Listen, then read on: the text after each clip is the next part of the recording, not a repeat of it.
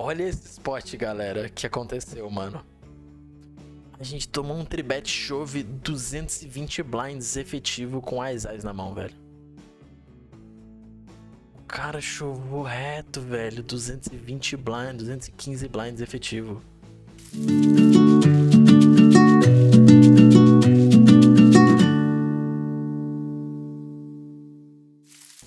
E estamos ao vivo com mais uma stream.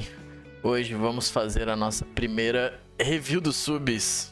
Vinícius Stacanelli sugeriu pra gente 2 meses atrás a gente fazer a review dos subs. Por ele ter sugerido, ele vai ser o primeiro a ser revisado. Ele mandou pra gente um torneio e já já a gente vai começar a rever. E é uma coisa que a gente pretende fazer uma vez por mês. Uma vez por mês a gente vai sortear alguém que seja sub pra ter um torneio revisado aqui na live. Comecei no poker há uns 3, brincando, jogando home game com os amigos. E há 1 ano tô pro CL Team. Inclusive, um grande abraço para todo mundo do CL Team. E sou mineiro, moro no interior de Minas. Tenho 31 anos. Moro aqui numa cidadezinha no interior chama Oliveira. Esse é um torneio 3,30, minha BI é 8 mais ou menos. E estamos aí, começando a caminhada, se Deus quiser, para subir de limite aí, escalar os limites. A gente tá coberto, né? Então, eu nesse spot, eu faria o seguinte, mano. Eu daria preferência pra tribetar os Ice Suited que tem a possibilidade de fazer o straight lá embaixo, né? Então, Ice 5, Ice 4.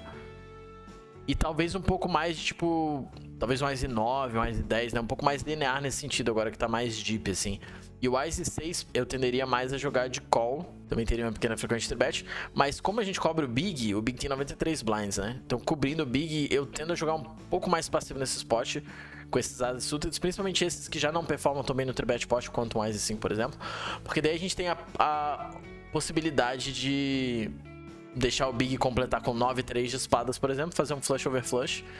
E ganhar o stack inteiro dele e ganhar o bounty, né? Claro que 100 blinds efetivo pra gente conseguir ganhar os 100 blinds pós-flop num post 3-way não é tão fácil, mas num torneio de 3,30 eu não acho que ninguém vai escapar de um flush, né? Normalmente, então você vai acabar conseguindo ganhar o stack inteiro dele nesse cenário e ganhar o bounty, né? Então, observar se você cobre o big ou não é uma coisa relevante também na hora de definir se você vai fletar ou tribetar uma mão no torneio de bounty. Bom, a gente tomou cold call do small, né? E ele saiu liderando esse flop.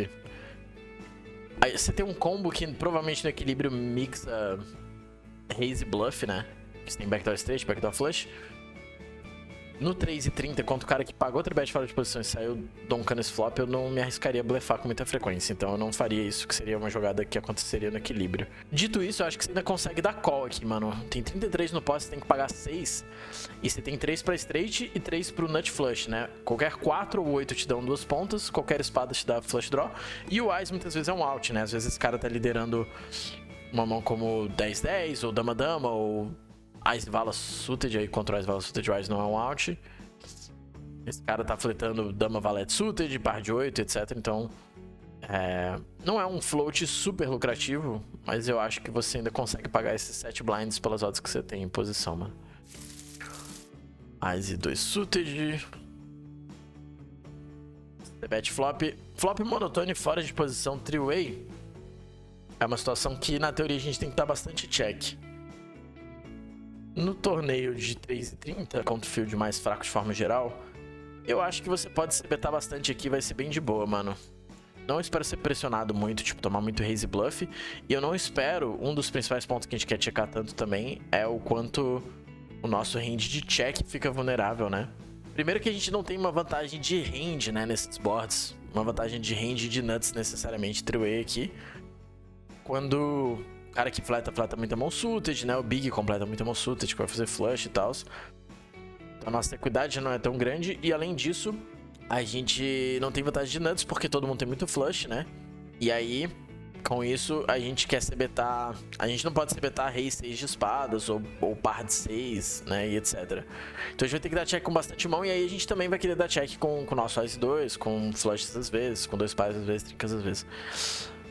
Dito isso, se você não espera que ao dar check, o vilão que tá em posição te exploite muito, porque o seu range vai ser fraco de não ter se betado e você não espera, por exemplo, que ele te dê muito raise bluff no flop. Eu acho que é bem de boa você betar essa mão, porque você vai fazer foldar umas mãos que tem equidade e você ainda vai tomar call de bala X, de rei dama, de parte 6 com ouros, etc, né? E você beta bem pouquinho. E aí, tendo dito tudo isso, eu foldaria pro raise no flop já, mano. Eu acho que a sua mão, ela já é um bluff catcher no flop, né? Quando ele dá raise. E ela não tem perspectiva de melhorar, né? Então seria melhor, por exemplo, pagar esse raise de dama-dama com a dama de ouros, ou rei-vala com rei de ouros, ou até mesmo, potencialmente, uma mão como 10 e 9 de espadas, do que o Ás e 2, eu acho. Então eu já foldaria pro raise. Como eu falei, a C-Bet não vai necessariamente ser um problema, né? Se os caras não forem exploitar o fato de que você tá se betando muito nesse spot. Mesmo no monotone, se os caras não vão exploitar o seu range de check, né? O range de bet te dando muito raise bluff e tal, é de boa ainda se betar bastante.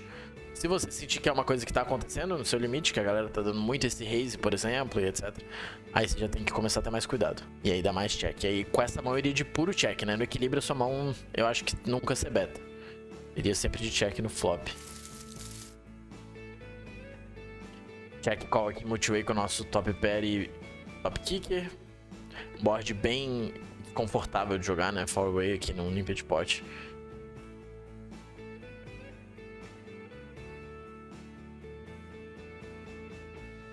É, eu acho que a gente... Cara, num 2 eu pensaria na possibilidade de block betar o River.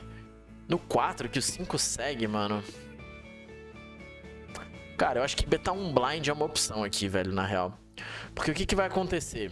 Quando ele beta esse flop, ele deu limp aqui, né? Provavelmente um jogador recreativo que tá jogando muita mão. Ele vai ter muito par do flop, né, betando. Então ele vai ter, por exemplo, dama e 7 de ouros, ele vai ter rei 6 off, talvez ele dê limp nessa posição. Talvez ele tenha um valete 3 de copas, né? Ele tem esse tipo de mão. E aí, quando ele dá check no turn 8, a gente não perde pra tanta mão, né? A gente ainda perde pra um 8, por exemplo. Se ele betou o flop com 8 e 9, com 10 e 8, que é difícil, né? Do cara semi-blefar multiway, um cara que já deu limp, que já se demonstra um pouco mais passivo. Mas se ele fez isso com 8, ele vai dar check nessa carta muitas vezes, que completa straight, completa flush e tal. E pode acabar dando check com 2 pares também. Ou um potencial overpair, né? Mas a gente perde relativamente raro. Daí o 4 ele piora bastante a situação, porque qualquer 5 segue, né? Mas talvez mesmo assim a gente ainda consiga, tipo, betar um blind ou 2 blinds no river. Porque o que vai acontecer? Ele vai dar check com todas essas mãos que a gente ganha, mas ele não vai se aguentar de não pagar 2 blinds ali com todas elas. E aí acho que a gente tem equidade suficiente meio que pra extrair esses 2 blinds. E aí às vezes ainda serve também como uma blocking bet, no sentido de que se a gente dá check e ele tem uma mão, por exemplo, como 5x, pode ser que ele não queira dar raise no river com medo do flush contra 2 blinds. Mas se você der check, pode ser que ele bet 6 blinds, por exemplo. Aí você acaba indo de bluff catch e perca potencialmente mais, né? Ele tinha o dame 6 suited, por exemplo, que foi uma mão que a gente mencionou que ele provavelmente pagaria 2 blinds no river. Então é uma possibilidade a gente fazer uma blocking bet ali. Vala 8 off, um pouco forte demais pra gente foldar contra mini raise, mesmo multiway. Então, tipo assim, o small fletor é uma multiway, a gente defende às vezes mãos mais fortes um pouco do que heads up, né? Porque apesar das nossas pot odds serem melhores, a nossa realização de equidade multiway ela não é tão boa quanto heads up. Tendo dito isso, quando a gente tá em posição contra o cara que fletou, né, que é o caso quando o small fleta, a gente ainda pode fletar muita mão. Porque o principal motivo pelo qual a gente não quer defender tanta mão multiway do Big Blind é que, vamos dizer, por exemplo, que o button que tivesse fletado, tá? Então, abriu, o button fletou, e aí chegou na gente no Big. E a gente fleta também. Aí vai vir o flop, o que vai acontecer muitas vezes? A gente vai dar check, o cara que abriu vai dar check, né? Que ele tem que dar check fora de posição multiway bastante. E aí, pelo menos, né, em stakes em que as pessoas sabem construir melhor esses hands, tá? Ele vai dar bastante check com o topo também. E aí o button vai betar versus missed, né? Então ele vai betar aqui em posição. E aí a gente tem que decidir o que fazer antes do cara que abriu ter agido, né? Então a gente vai ter que decidir se a gente quer dar call. E aí pode chegar no cara que abriu e ele tem lá um range vivo pra agir atrás, que ainda vai ter o topo pra dar check raise, se ele construir bem esse range.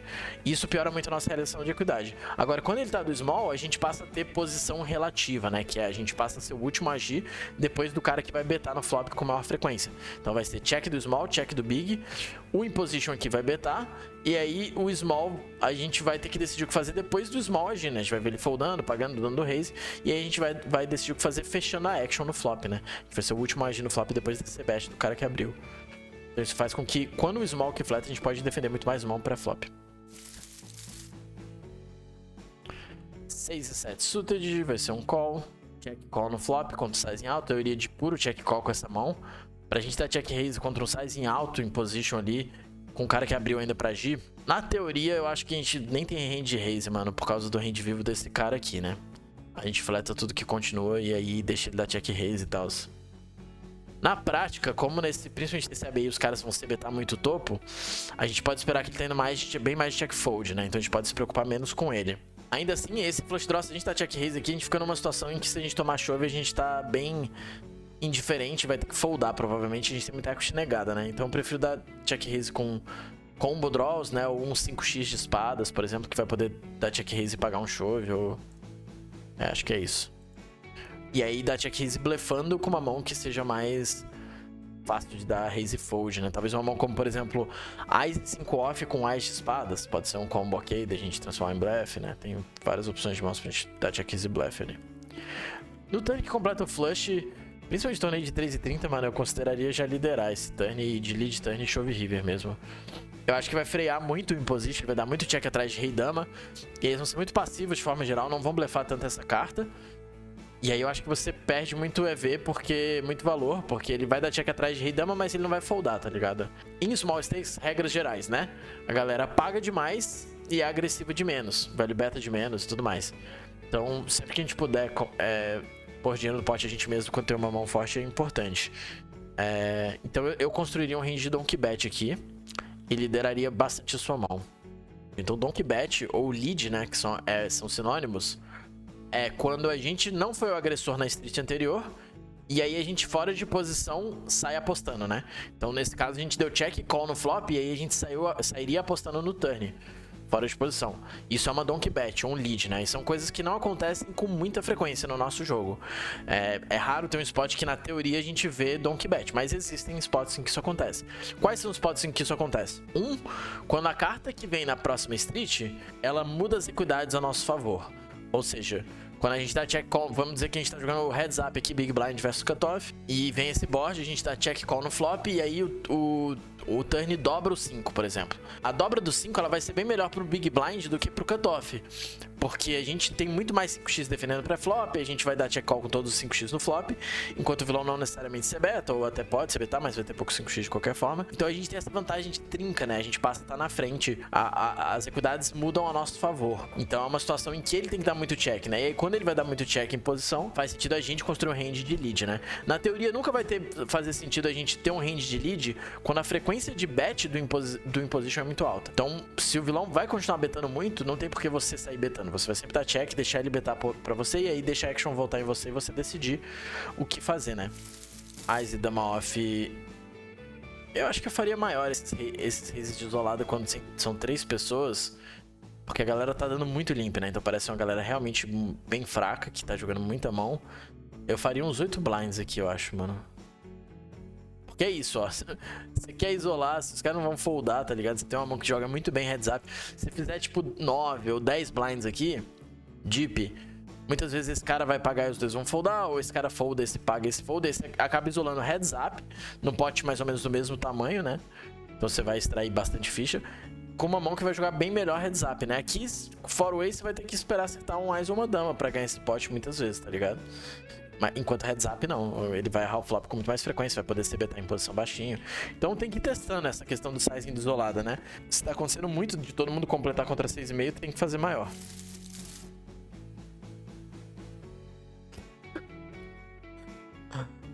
Olha esse spot, galera, que aconteceu, mano. A gente tomou um tribet chove 220 blinds efetivo com Ás na mão, velho. O cara chovou reto, velho. 220 blinds, 215 blinds efetivo. Bom, tem muito o que falar, né? Vamos só ver o showdown e comemorar mesmo. Nossa, se fosse esse esquema, né? Só mostra o showdown depois do River, nesse Ronaldo eu ia estar me cagando todo, velho.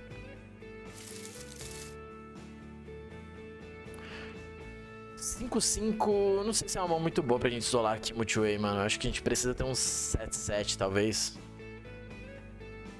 E eu acho que a gente precisa fazer o size maior. Porque o problema é que você vai jogar fora de posição contra o TG, né? Que não necessariamente tem um range tão loose, né? A gente não vê ele dar tanto limp até agora. Ele tá dando limp do TG, né?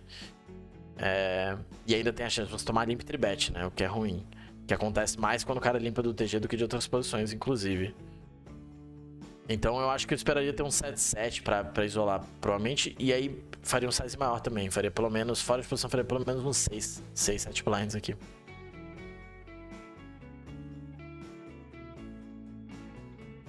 Eu acho que a gente pode fazer menor essa code for bet.